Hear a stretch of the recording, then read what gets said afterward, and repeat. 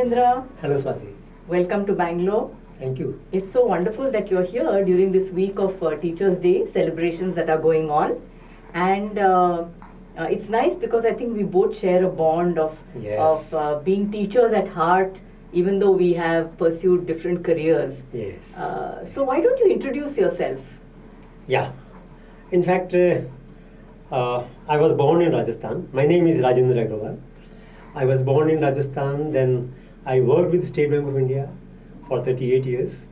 So in terms of career, I think I have been a banker, but I was deeply, attracted by the education sector. I wanted to be a teacher, and for last 6 years, I've been into teaching.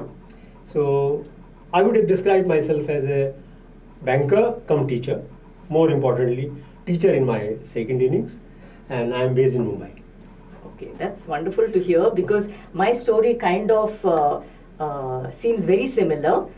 I started my career as an architect, and after the initial career, I stepped into teaching in architecture colleges, which I absolutely loved because it was molding young minds and sending them off on the right path.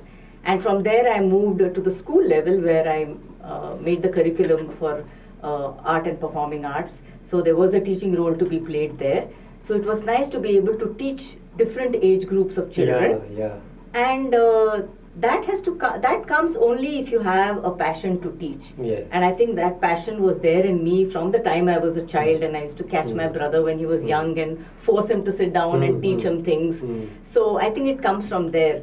A very interesting story that my colleague had told me, and which brings out this passion of teaching, is that you teach because you have the power, or you can show off in front of a group of students, or you can help them.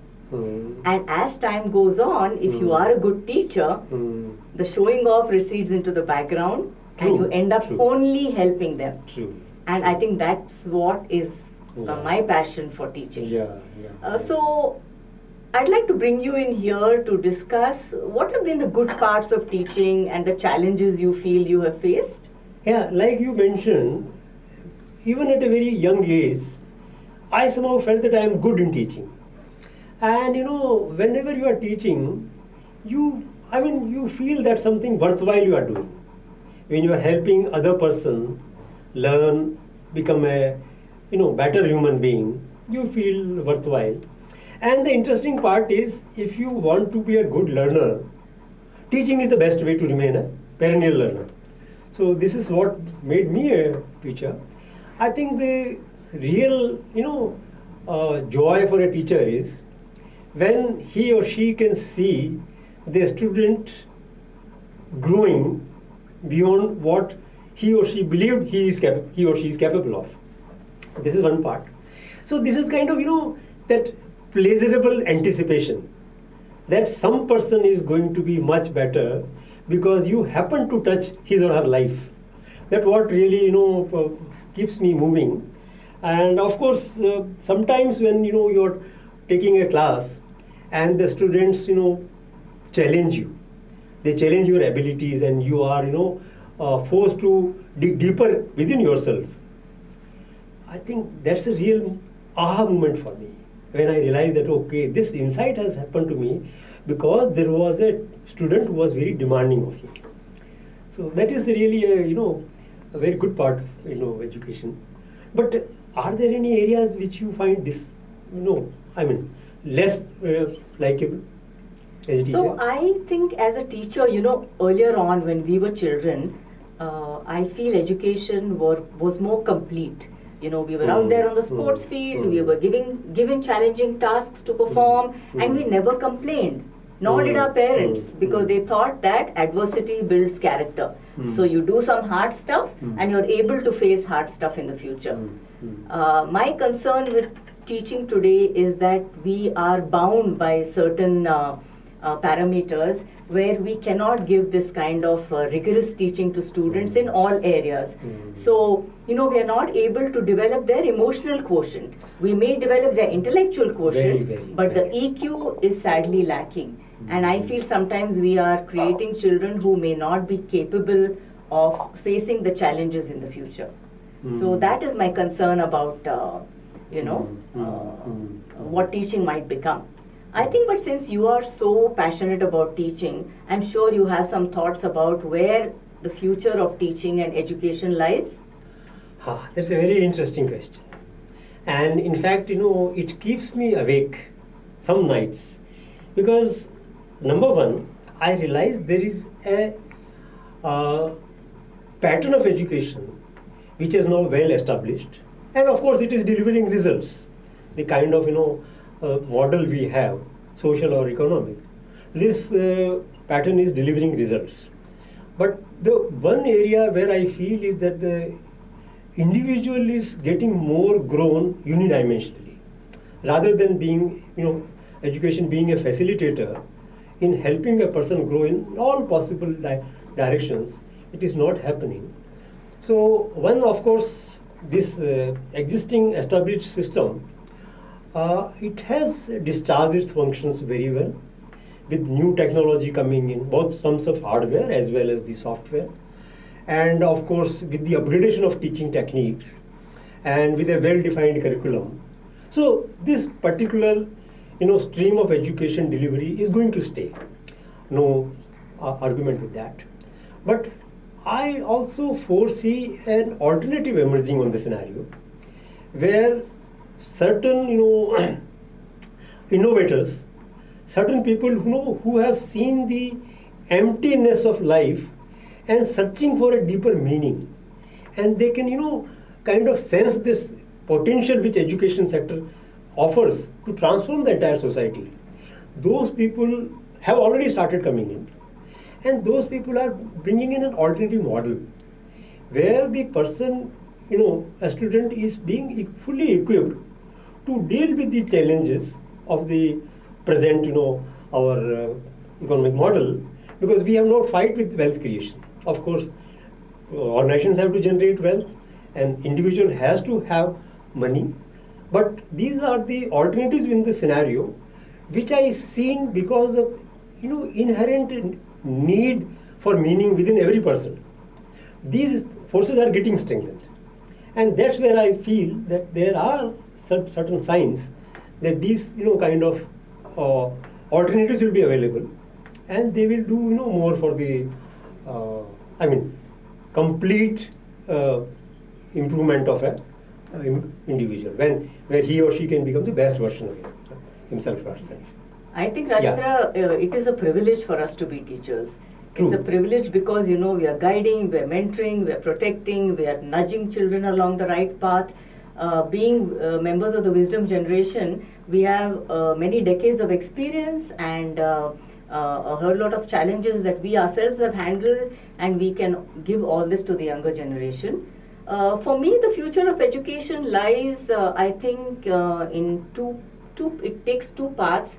Countries are going back to their traditional systems, like in India, the Gurukul system, as well as education becoming completely global. Because children no longer stay in their home countries. They're traveling so much. So there is tools, there's technologies, which is taking education far beyond our geographical borders. So the future of education, is going forward in that direction.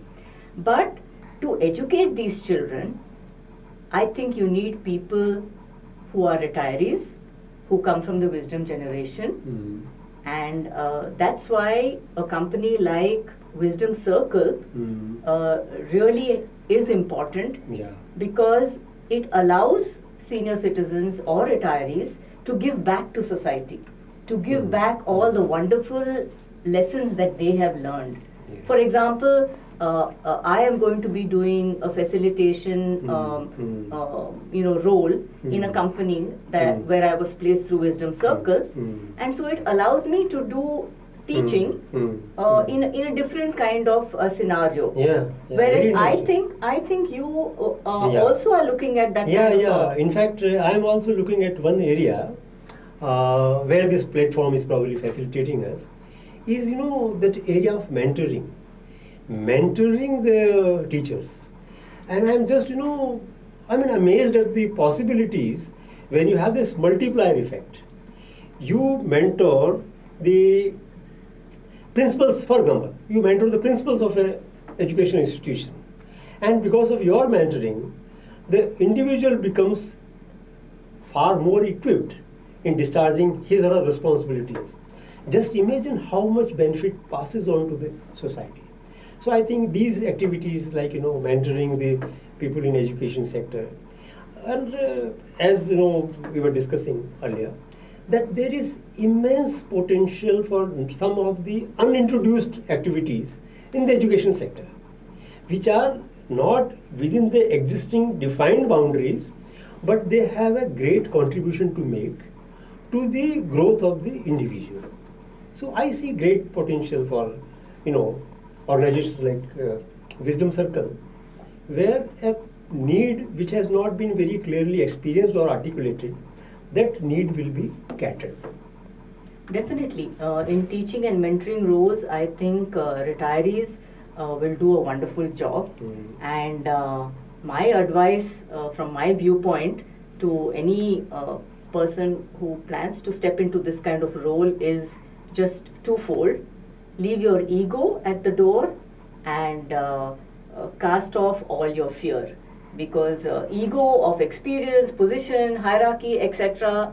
needs to be just thrown out the door, because you're entering into a new workplace, and you also should have no fear about learning new skills, about upskilling, about moving to a new environment, working in a multi-generational area. All these are very important. So I think we've covered a lot of ground today. Yeah. We have discussed. Just to add to this advice, I just have one polite word of caution for the senior citizens who want to give and contribute to the education sector. There are two essential attributes, I think, a person who can be qualified to become a teacher. One must have passion and flair. And if we don't have these two, then there is a possibility that we can sometimes may cause some harm rather than doing good. But yes, all said and done, I think all these senior citizens who are waiting to give something back to the society, they have this entire this hungry and young population waiting for them. Yeah. And we are going to be given the privilege of teaching them, I think. Yes. So, we are privileged. So on that note, I am going to bring this discussion sadly to an end, because I've enjoyed talking to you so much. Yeah. And I want to wish you a happy Teachers' Day, Rajendra. Happy Teachers' Day to you also, Swati. Thank you so much.